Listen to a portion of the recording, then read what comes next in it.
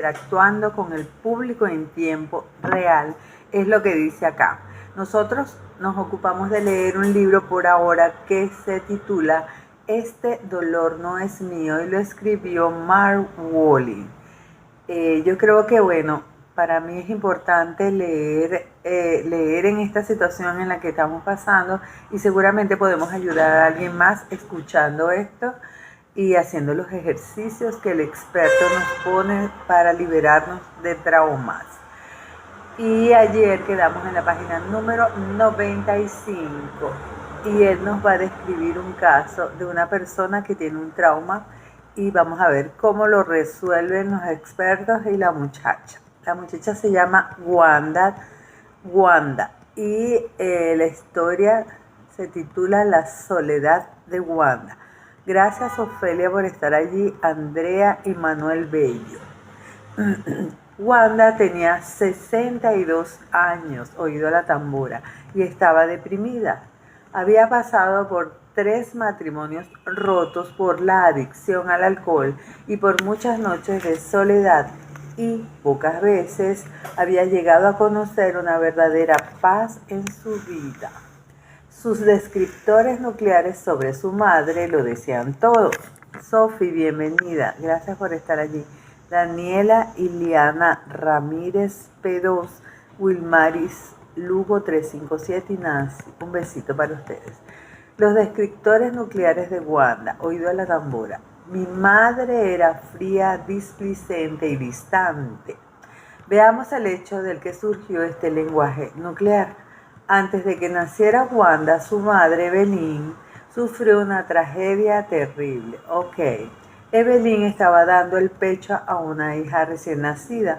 Se quedó dormida sobre la niña y la ahogó involuntariamente. Bienvenida, bienvenidos. Evelyn estaba dando el pecho a una hija recién nacida. Cuando se despertó, se encontró que tenía muerta en sus brazos a Gail, la hermana mayor de Wanda, a la que ésta no llegaría a conocer.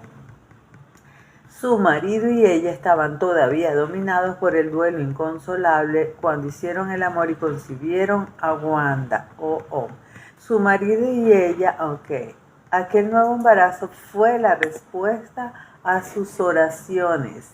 Les permitió mirar adelante y olvidar el pasado.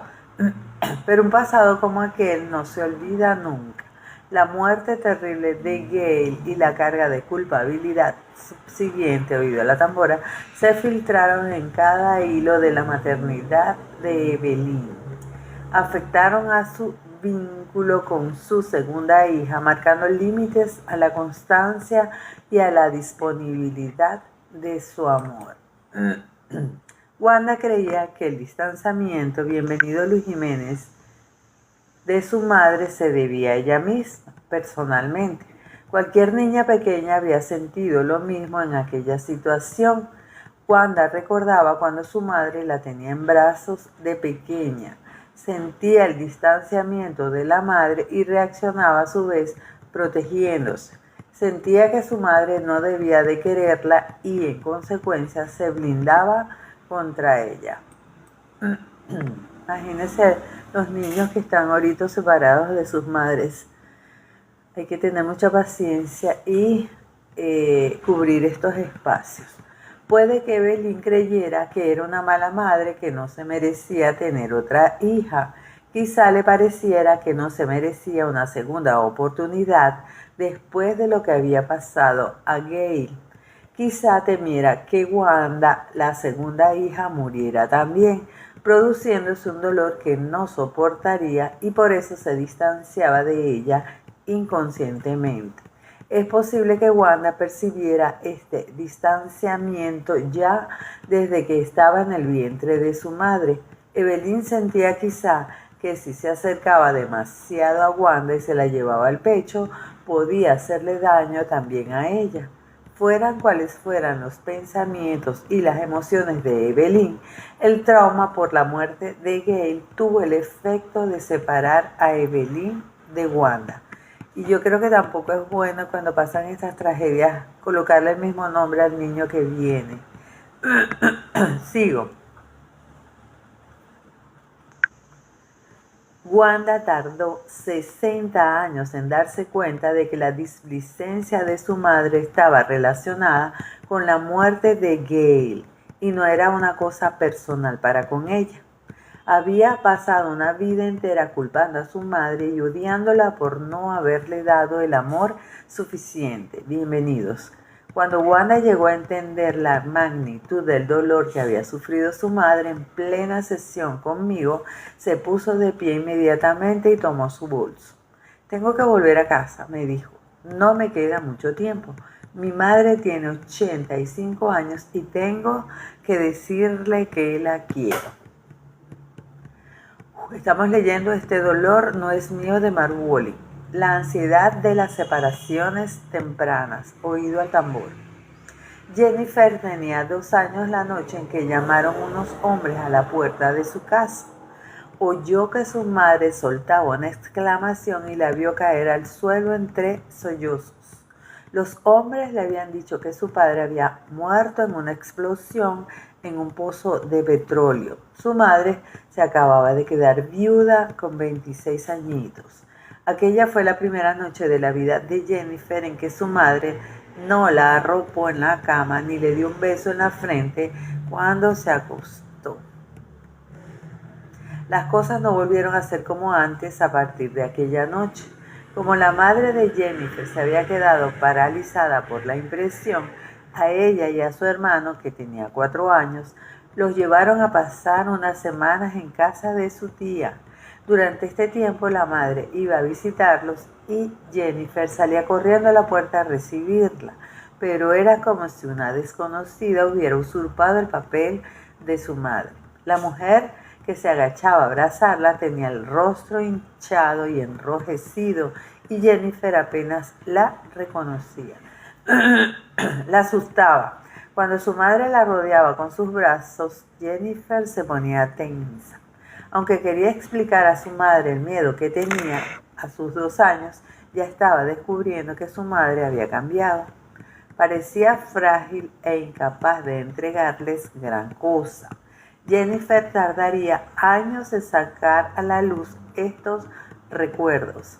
Jennifer sufrió su primer ataque de pánico con 26 años cuando la mamá enviudó. Iba en el metro de vuelta del trabajo donde había realizado con éxito una presentación ante los directivos de su empresa. Maris Carmen, bienvenida. 1818 Oscar Rodríguez Scarlett Flores.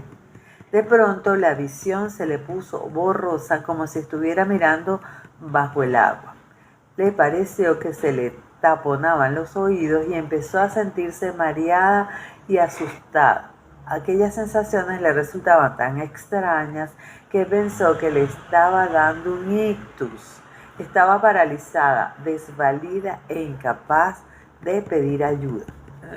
La luz está un poco intermitente porque hay mucha claridad de fondo. Salud, gracias por acompañarnos a la lectura de Este dolor no es mío. Tuvo el segundo ataque a la semana siguiente, cuando iba a realizar otra presentación. El tercero se le presentó mientras iba de tiendas. Al cabo de un mes ya tenía ataques de pánico diarios. Oído a la tambora. Si Jennifer hubiera sido capaz de oír su propio lenguaje nuclear, habría descubierto frases como las siguientes. No voy a poder superar esto. Lo he perdido todo. Estoy sola. Fracasaré, me rechazarán, ya no me quieren. Personas que sufren traumas necesitan estar acompañadas y sentir que hay alguien allí, aunque no diga nada. Cuando consiguió ponerse en contacto con estos miedos, ya tenía cubierta la mitad del camino. Jennifer empezó a recordar una época anterior de su vida en la que se había sentido igual de paralizada y de desesperada. Aunque había estado unida a su madre, Jennifer decía que ésta era frágil, solitaria, necesitaba de cariño, tierna y amorosa.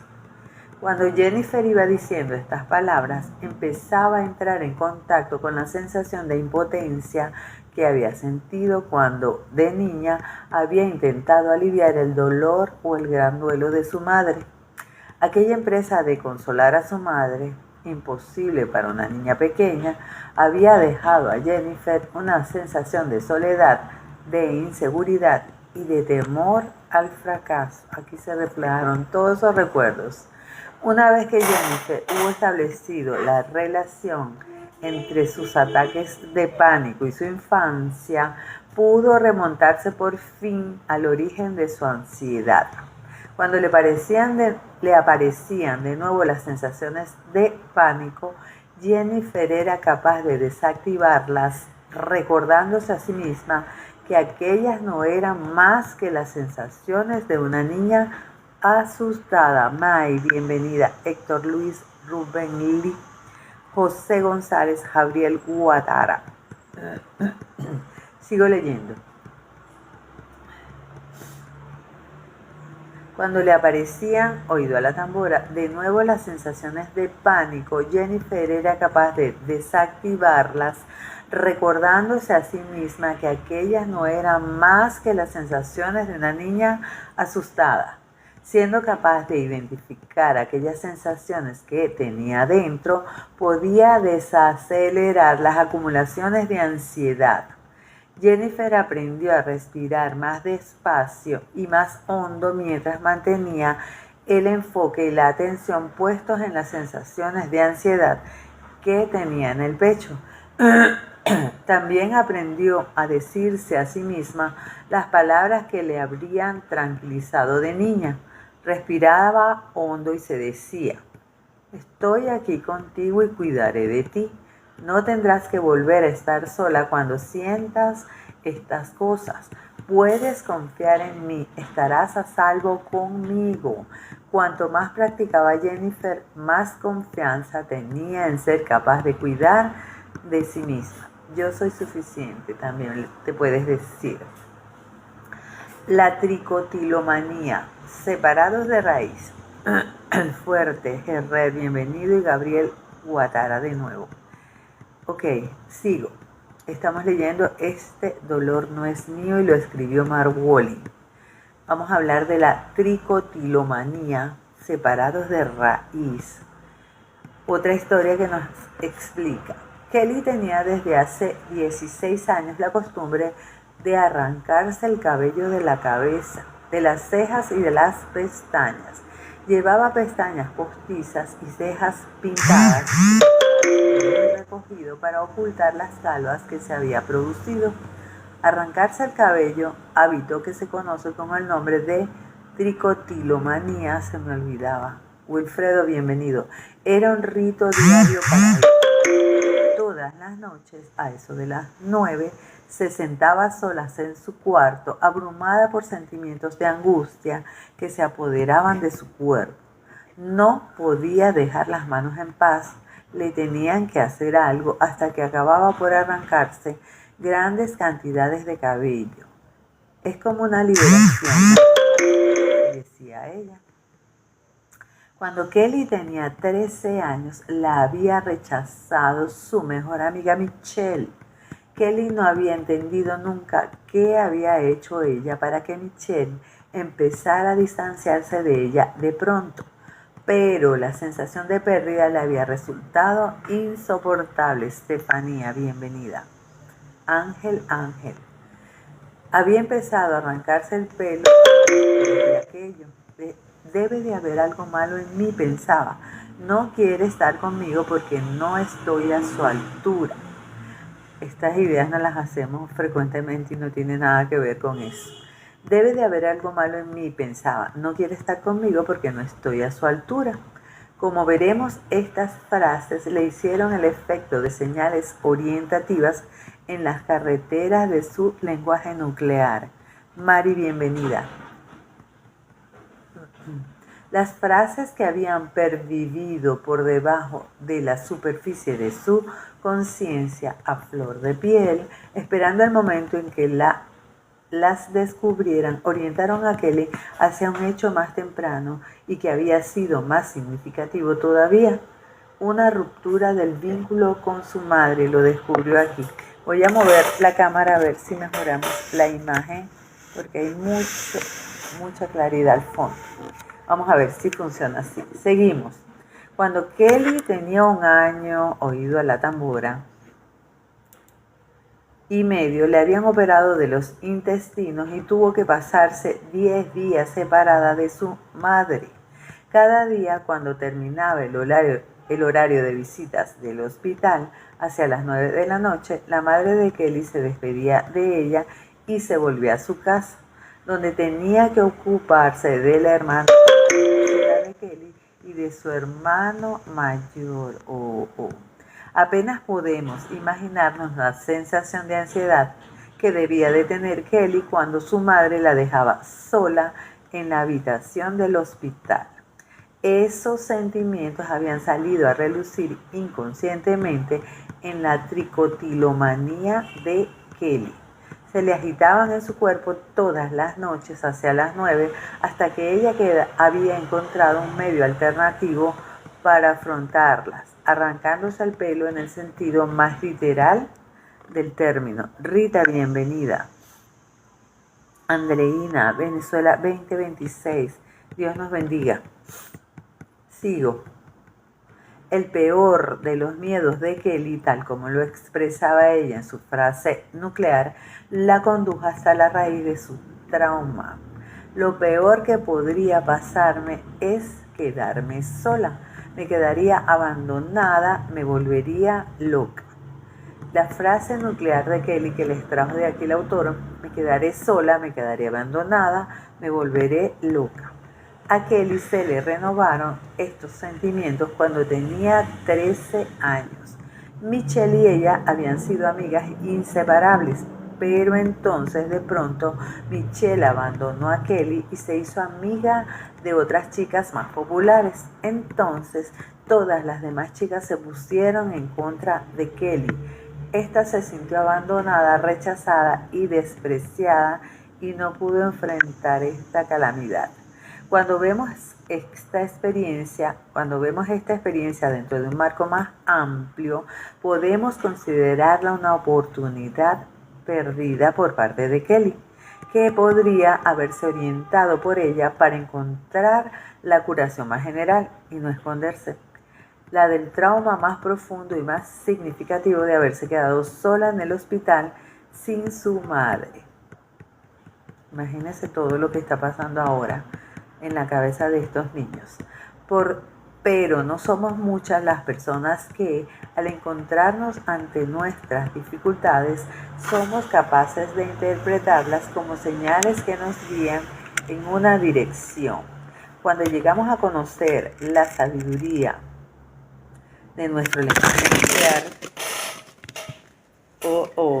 un accidente. Ok. Cuando llegamos a conocer la sabiduría de nuestro lenguaje nuclear, los síntomas de nuestro sufrimiento pueden convertirse en el mejor de nuestros aliados. La metáfora de la tricotilomanía de Kelly. El lenguaje nuclear de Kelly indicaba el miedo profundo que tenía esta a que la dejaran sola. De hecho, la tricotilomanía, el hábito de arrancarse el pelo como expresión no verbal de su lenguaje nuclear, le había comenzado inmediatamente después de que la abandonara su amiga Michelle. Si bien la costumbre de Kelly de arrancarse el pelo la condujo a descubrir su trauma original, también representaba metafóricamente la separación de dos cosas que habían estado unidas. La refleja de esa manera. Al arrancarse Kelly el pelo, separaba los cabellos del folículo piloso donde tenían la raíz. Es una imagen semejante a la separación de un niño de la madre que lo tiene en brazos. ¡Qué maneras! Algunas conductas muy personales suelen representar cosas que no es posible observar ni examinar de manera consciente ni verbal. Si exploramos nuestros síntomas con detenimiento, podemos descubrir una verdad más profunda. Los síntomas suelen ser de señales orientativas que nos apuntan hacia lo que debemos curar o resolver. Cuando Kelly asumió de este modo su hábito de arrancarse el pelo, fue capaz de remontarse hasta la fuente de sus sufrimientos y se liberó de toda una vida de ansiedad. Uf, qué fuerte. La resolución de Kelly, vamos a ver, este lomito aquí. Kelly localizó en su vientre la sensación incómoda de estar sola y abandonada. Se puso las manos sobre la zona afectada por la ansiedad y dejó que su respiración le rellenara el vientre. Tremenda práctica. Mientras sentía bajo las manos la subida y la bajada del aliento, visualizaba que tenía en brazos y acunaba a aquella parte suya de niña pequeña que se seguía sintiendo sola y asustada. User, bienvenido. Cuando aquel movimiento empezó a calmarla, se dijo a sí misma: cuando te sientas sola y asustada, no te abandonaré nunca. Pondré la mano aquí y respiraré contigo hasta que vuelvas a estar en calma. Kelly dejó de arrancarse el cabello después de una sola sesión. Está fácil la resolución. Bienvenido Willamán Monasterio y María Castillo. Sigo con la lectura de este dolor. Nos va a servir mucho en estos momentos de tragedia. La separación, origen del conflicto interior. A ver, si me da tiempo. A veces se nos escapa la libertad que buscamos.